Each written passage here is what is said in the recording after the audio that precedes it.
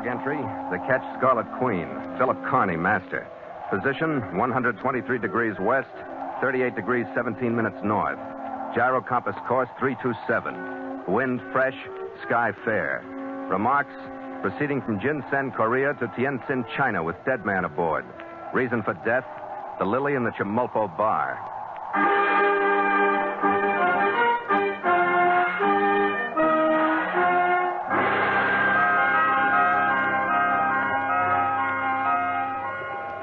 It was a fair trip and a fast one through the inland sea, then south through the channel of Tsushima Kaikyo and into the long rolling swells of the East China Sea.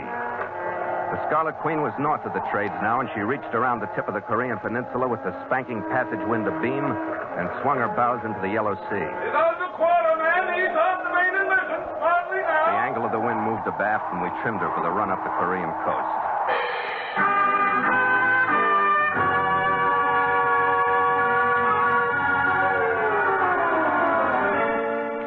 The next day, we docked in Jinsen Harbor.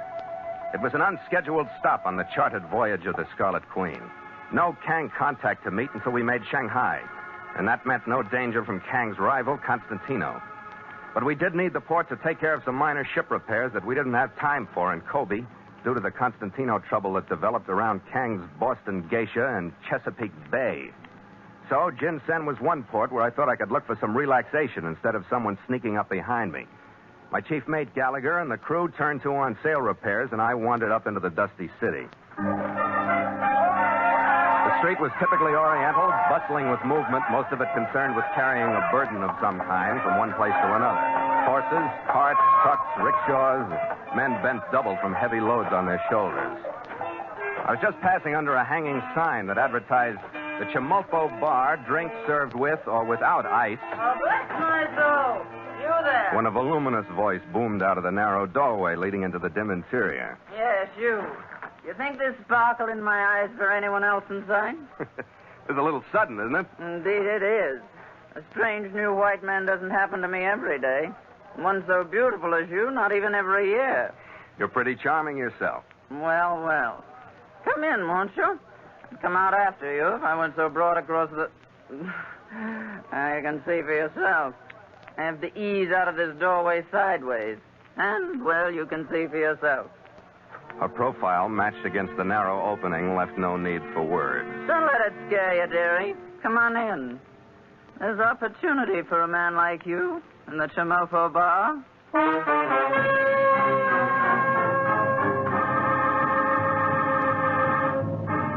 And so Mutual continues The Voyage of the Scarlet Queen, written by Gil Doud and Bob Tallman, and starring Elliott Lewis.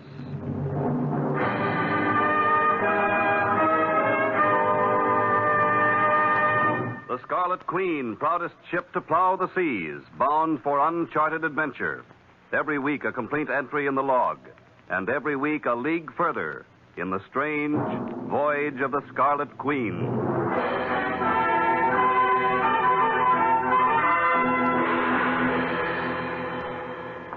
Her name was Lily Swain, and she went a long way toward filling the emptiness of the Chimolpo bar. The hair she fluffed up as I followed her in was a red wig. Her broad face held a few traces of earlier, thinner beauty, and they were exaggerated by heavy makeup. She was about shoulder high. Her arms were solid from wrist to elbow with bracelets, and the sags of her throat were held in by an inch and a half of jeweled choker. Hi, you. Yes, Missy, you want him? We have 3 guests. You mix drinks, chop, chop, while you still one piecey boy. Yes, Missy. There now. Sit down and tell the Lily all about yourself. A seaman from your clothes. A big one. My. Captain Phil Carney, San Francisco. You don't say. Did you bring any American magazines? No, I didn't. Any newspapers, phonograph records? No. All the way out here from the States and you didn't bring anything American? Of course, 25 years ago, I wouldn't have asked for all these inanimate things. You'd be enough. Oh, there now, don't be embarrassed. Hey, you go catchy hold Miss Elliott. You tell a big piecey man out here. Oh, yes, Missy. Oh, a big piecey man, all right. Got you, Missy, all right. What did you say you were doing in Shenzhen? I didn't say. How can you be so mysterious with such a wide-open, friendly face? Unbend, Phil. I won't sit on your lap. Well, I'm not doing anything here. I'm just passing through. From here, I'm going down the coast of China. From there, I'm going across the line into the shallow seas. Then maybe I'll come back. Is that the way you make your living? Well, I can't. You have your own ship? Lily, you're a nosy old busybody. Let's hear about you for a while. Huh? All right, so you don't want to talk about what you've done or what you're going to do. I've met your kind before, in this prison and that one. Been married to a few. Well, then you'd understand. There are opportunities in Korea for a young man like you, if you've got the guts for it. Well, meaning what? Just for example, I know a certain party that would pay you $1,500 to get in a certain cargo from here to Shenzhen. Huh? What is it, guns or narcotics? Will that make any difference to you? It might. Well, it's neither. It's perfectly legitimate. I have a cargo of ginseng roots that'll bring $10,000 gold on the current Shenzhen market. Huh? You know the Chinese demand for the stuff. They think it's the one herb of all medicine herbs. Cure for everything from lovesickness to the opposite, whatever that is. With inflation, I've seen $300 offered for less than 5 pounds of it. Right in this room. A few roots, no bigger than turnips. Well, that sounds pretty good, Lily. Ah, believe me, Phil, if you'd stick with the Lily, we'd work a fortune out of the Yellow Sea. Wait a minute now. I'll go get the papers. Well, Big PC Man is right. Oh, Phil, this is my daughter Alice, Phil Carney. Mm-hmm. Captain Carney's going to take our cargo to Shenzhen. What do you think of that? Looks all right to me. Buy Phil another drink, dearie. I'll go and get the papers ready for him to sign. The same, darling? Yeah. She was easy to say yes to. Rust-colored hair, green eyes under cultivated brows and long lashes, and a way of walking toward the bar that told as much of her background as you needed to know. But the expression she brought back with her told me she wanted to share it all. How does it feel to be the most popular man in Ginseng, Phil? Oh, it was unreal somehow, since the Chimolpo bar is the only place I've been. What did the Lily tell you? That she had a cache of ginseng worth $10,000 on the Tianjin market. But she didn't tell you where she got it. I didn't ask her. Oh. That gives me the line I wanted on your character. I like it. I think we could be very close friends. I think that would be very nice. Then we're agreed. But, Phil, you'll have to be careful of her. She lies. What are you giving me? She's told the truth so far, hasn't she? She knew your ship was in the harbor as soon as you did, for one thing. And she introduced me as her daughter, but I'm not. So? Where'd that get her? Nothing like the hearty mother, sexy daughter act to pull a normal guy around. We've done it before, but I'm fed up. Look, Phil, she's a lot more desperate than she admits. She stole that ginseng from some native planters inland. They're on a trail. She's got to get it out of here before they find it. You think I shouldn't load it then? Oh, sure, Phil. But you're crazy if you do it for $1,500. You could have another 1,000 without even half trying. She won't trust a native ship. She's desperate, I tell you. Hi, you. Another drink for Captain Carney and one for me. Don't even hint at what I said, but hold out for that extra grand and see what happens. Run along now, Alice. It's time for business again. Here are the papers to sign. Maybe I'll see you later, Captain. Oh, thank you. Lily, my darling, there's already one drink here, and you promised... Stop sniveling. I'll think it over. Bill, this is Ray. Hello, Ray. Raymond Fleming Culbertson, sir. He's my partner in this place. 90% of my work is keeping him away from Now, the bottle. Lily, that is not the truth. I've had not one single drink since the 4th of July, and you promised that I could have another one today. He can't drink. He falls down on one, can't get up without another, falls down Prevail on upon us, sir. Perhaps I could just have one on the table to look at until after we transact our brief business here. Just to look at. Well, that isn't so good, Ray, because I don't think we're going to transact any business. I beg your pardon. Then, by all means, I do need a drink. You're teasing me, Phil, aren't you? I don't like it, Lily.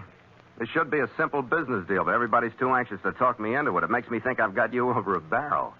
That I'm more important than I realize. I might listen for an extra 1,000. Did you hear that, my pet? His words hang heavy. I do need that drink. Drop it. It's a hard bargain, Phil, but you're all right. You do have me over a barrel. I'll give you the extra 1,000 if you'll swear that there'll be no more bargaining or questions. Come on now, be a good boy. You be a good girl with agreement signed by both of us, and there'll be only one more thing. I just want to see the cargo to be sure it's ginseng. Ah, Phil, I'd even be satisfied if you were 25 years older. What a team we'd make. Come on. I'll show you the stuff.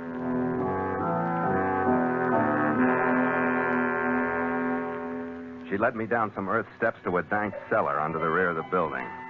We pulled the top few layers off of what looked like a pile of lumber and uncovered a stack of rough hemp bags about the size of cement sacks. I pulled a few of them out at random and opened them. It was ginseng, all right. And it looked like an easy deal for $2,500. I shook Lily's hand, we went upstairs and signed the agreements, and I went back to the ship.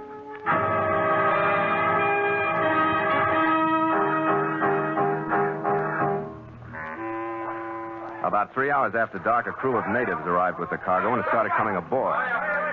An hour later, we were making last-minute preparations for leaving. Gallagher was below digging out some charts, and I was on the deck watching two crewmen make ready to hoist the gangway aboard when I heard the footsteps coming down the pier. Phil! Captain Carney! Leave the gangway, boys. I'm coming ashore. Phil! Oh, Phil, they found her. They came after the Lily. Oh, it's so horrible. Is she dead? Yes. Poor Pao Yu. They killed him, too. How about Ray? I don't know. I heard the Lily scream out in front, and when I went out, I found her and Pao Yu. Ray wasn't there. The only place I could think of to come was here. What are you going to do? With the hottest cargo in ginseng aboard, I'd like to dump it and leave. You don't mean it. They'll kill me, too. What's up, Skipper? Who's Durant? Trouble. This is Alice. I'm sending her aboard. Break out enough rifles to arm the crew and stand by. I got to go up into town for a little while.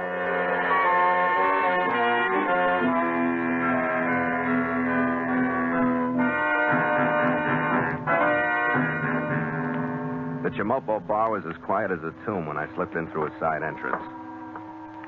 I eased as quietly as I could through the hall and into the main room. There's something about dead fat people that makes them look deader than any other variety. Lily Swain slumped at a table with her red wig cocked over one ear, her bracelet-heavy arms hanging stiffly down at her side. Pao Yu was spilled across the teakwood bar as if he'd been coming over to save her when a bullet stopped him. I started back towards the living quarters, gingerly giving the rooms a once-over.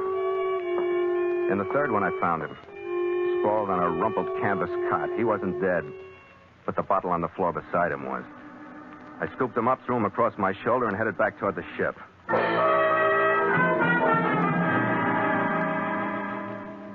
All right, Skipper, you got him aboard. Now what? Please, Phil. You'll still get your $2,500. Ray and I own the ginseng now that the Lily's dead. We'll see that you get it.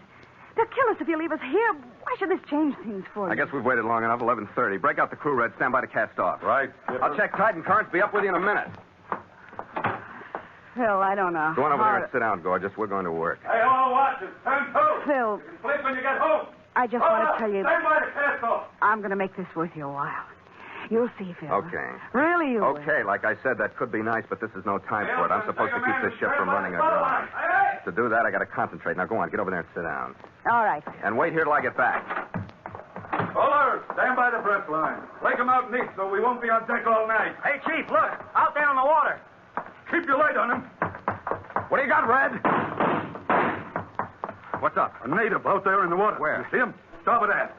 Maybe I shouldn't have nailed him, but he shouldn't have been swimming near the ship either. We better get out of here before his friends show up. Yeah, cast off. I'll get the motor started. Cast off all line. Let's go, men. Get him free. Get him free.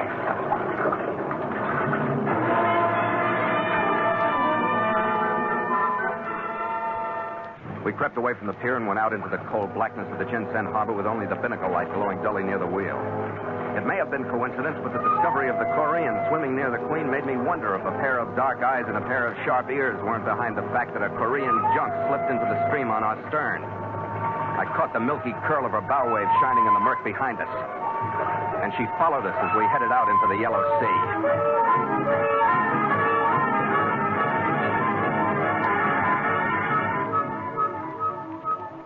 I hope you don't mind if I make myself at home in your cabin. No, you're quite becoming to the place. A woman's touch does it good once in a while. You sound like we're far enough away from land for you to relax. The closest is about 100 fathoms, straight down. Just before we left. A native was in the water near the ship. What's the matter? He didn't get aboard. Oh, nothing. Was that what he was trying to do? Was he swimming towards the ship? I don't know. I don't know where he came from, but he didn't get where he was heading. What's the matter? Nothing, Phil. Really Could we have a drink? Look, if you got anything on your mind, spill it, then we'll have the drink. There's a junk following us. Maybe the guy in the water was from her, and they're still after the ginseng. Is that what you're worried about? Yes, Phil. I'm just still jittery, that's all. Take it easy, then. We can outrun them to 10 cents. I know you can, Phil. I told you I'm just kind of shaky from everything. Well, maybe that drink will help. Phil, Hmm? you know the cargo's stolen. You're still carrying it, aren't you? What's that for? Just remember that line I had on your character? I still like it. And I still think we could be close friends. You're becoming that way, too. Put the drinks down, Phil. We can have them later, can't we?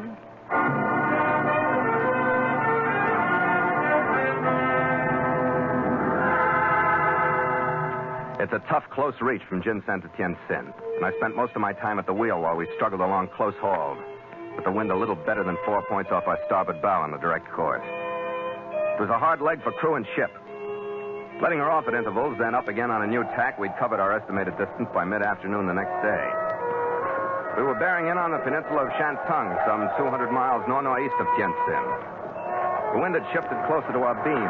We were easing off onto a more pleasant reach. It's on your beam, man. Ease off the main and in. Smartly now. I swung the wheel to left, giving her a strong weather helm to meet the new drive of the wind. I felt the break in the tension of the wheel, and then it spun uselessly. Watch it, Skip. Welcome in, boom. She's jamming. Shorten sail. Shorten sail. Furl everything, Gallagher. Bring him in. I got no helm. Furl all sails.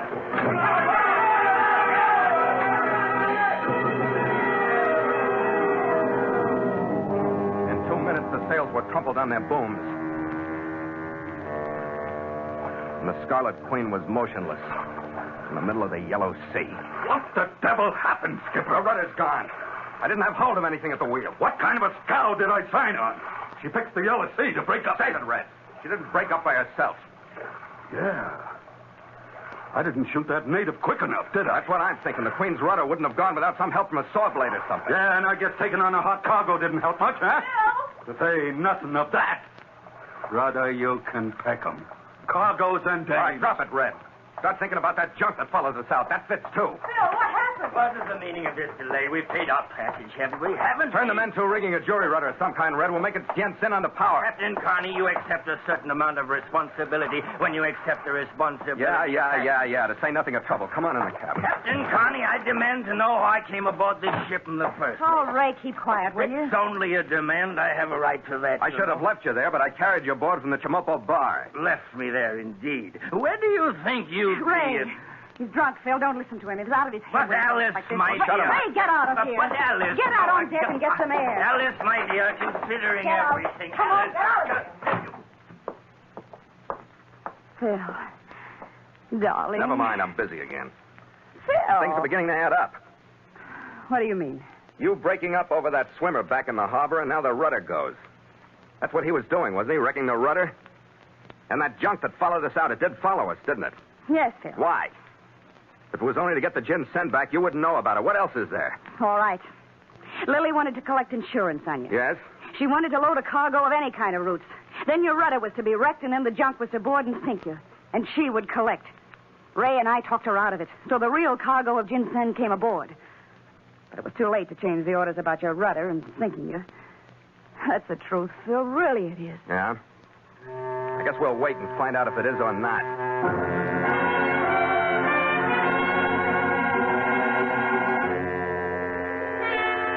I didn't know how much of a story to take, but with the Queen wallowing like a crippled duck in the middle of the Yellow Sea, I couldn't find anything else to believe.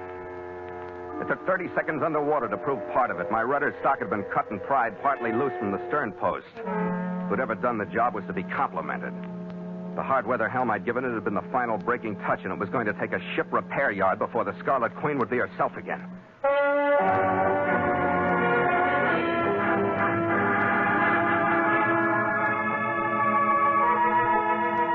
The rest of her story turned into fact later that afternoon when the ugly high-stern junk hove into sight in the west and bore down on us from starboard. I sent Alice and Ray into the cabin, broke out the rifles, and stationed the crew along the port side under what cover the main house offered them. Then, with Gallagher covering me with a 30-30, I stood up. I waited while she made her turn into the wind. Coasted to a stop about 20 feet away. A native with a rifle slung across his shoulder stood at her rail.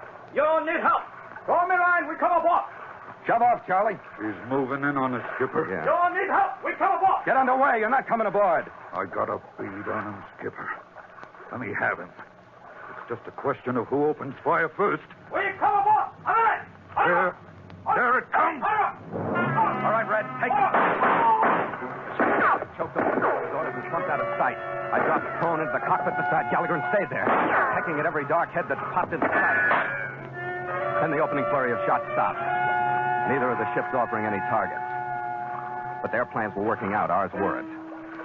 The current was pushing the junk slowly closer to us, and they were saving everything for a frenzied rush to board us when she touched our side. We had to move somewhere to keep them away. I headed toward the motor controls near the wheel. I raised a spurt of shots from them, and a few slugs exploded slivers of wood around my head as I dropped to my belly again and pushed the starter with my hand. They figured out my move. Some dark crewmen jumped to meet us. Two of them dropped under our fire, but the others got the slatted sails trimmed, and the junk moved slowly forward. But even crippled, the Scarlet Queen could beat that maneuver. I slammed the control into full reverse, and we wallowed away in the opposite direction. We would have to come about in a complete circle to make our side again. And Gallagher and the crew were dropping every helmsman that climbed to her high stern to man their tiller. And the water distance between us slowly widened until she was out of range.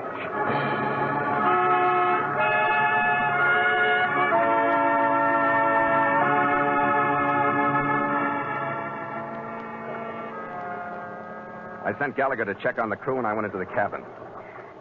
Phil. Oh, Phil. Oh, wait a minute. What's the matter with Ray? He's dead. I told him to stay far. Yeah, never mind. I'll finish the story. So he got to his feet, went to the porthole, and stayed there until a stray shot nailed him. Yeah, I told him. Yeah, now I'll tell you the truth. Phil, what do you mean? What do you want to tell me? I don't know what you mean. Quit trying to be clever because you aren't. You're just rotten. Show me a bullet hole in the screen in that port he's lying under. We could do that with a pencil, couldn't we? Yeah, move him over under the other one. A slug came through there. You're awfully slow, gorgeous. Phil, it would look all right on the record, wouldn't it? We were attacked by pirates, and he was just killed, that's all. And Lily, too. What'll we tell him about her? Phil, you don't think that you got Ray drunk and killed Lily and power you? No. Doesn't sound like you. Not for a lousy $10,000 worth of ginseng. Phil, what's the difference? They were two wasted people. They were no good to anyone. Phil, if you'd help me, look what we'd have. We can share the money from the ginseng. $10,000, Phil. And our close friendship, darling. It could be good. Couldn't it, Phil? We're the same kind of people, darling. I'll think it over, gorgeous. Go on over there and sit down. I'm too upset to kiss you now.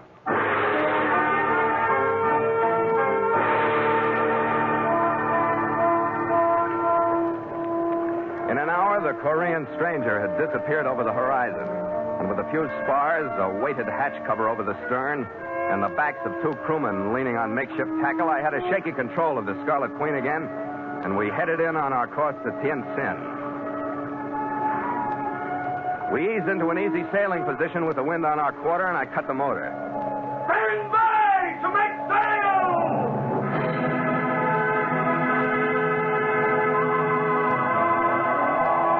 We couldn't stand the pull of the mainsail with our jury rudder, so the men jumped to the mizzen halyard. Stop it, chief! Make sail!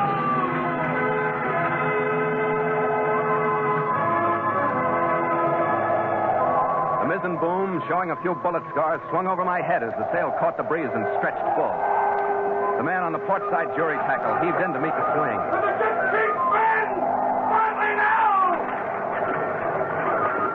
The jib ran up, balancing the push of the wind on bow and stern. Scarlet Queen heeled over slightly to starboard and impatiently wallowed forward. But at least she was underway. Well, I guess we'll make it, Skipper.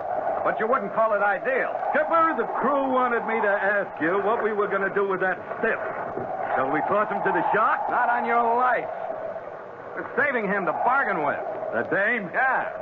With him gone, her story'd be good to anyone. But, Skipper, with both of them overboard and the cargo still here... Yeah, then we'd tell the story, and we'd sell the ginseng. Yeah. It's quite a problem, Skipper, and A whale of a lot of money. Uh-huh. How do you figure I'm deciding? Well, to turn her in for murder and take the cargo, or let her go and take half. Got a coin, Red? Yeah. Tails, we turn her in and take the cargo. Heads, we let her go and take half. Okay? Toss it. Heads. Better make it 2 out of 3, don't you think, Red? Yeah. I say flip it all the way from here to Tientsin. Just so it's fair to everybody and comes out all right. You're a clear thinker, Red. But the suspense has got me. Drink, Skipper? After you, mate. After you.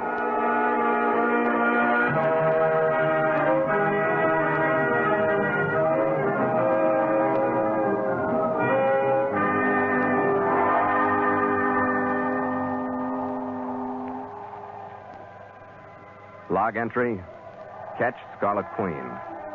5:30 p.m. Miles traveled, 6,873. Wind brisk, sky fair. Sea smooth with gentle roll. Ship secure for night.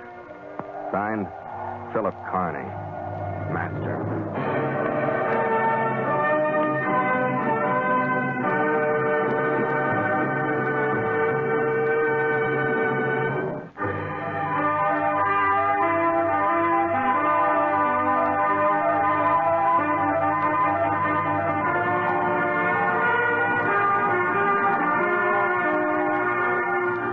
The Voyage of the Scarlet Queen stars Elliott Lewis as Phil Carney with Ed Max as Gallagher. D.J. Thompson was heard as the Lily. Charles Steele played Ray. Jack Crucian was Pao Yu. And Alice was played by Mary Lansing. Music scored and directed by Richard Auron. The Scarlet Queen, a Command Radio production directed by James Burton, is written by Gil Doud and Bob Tallman.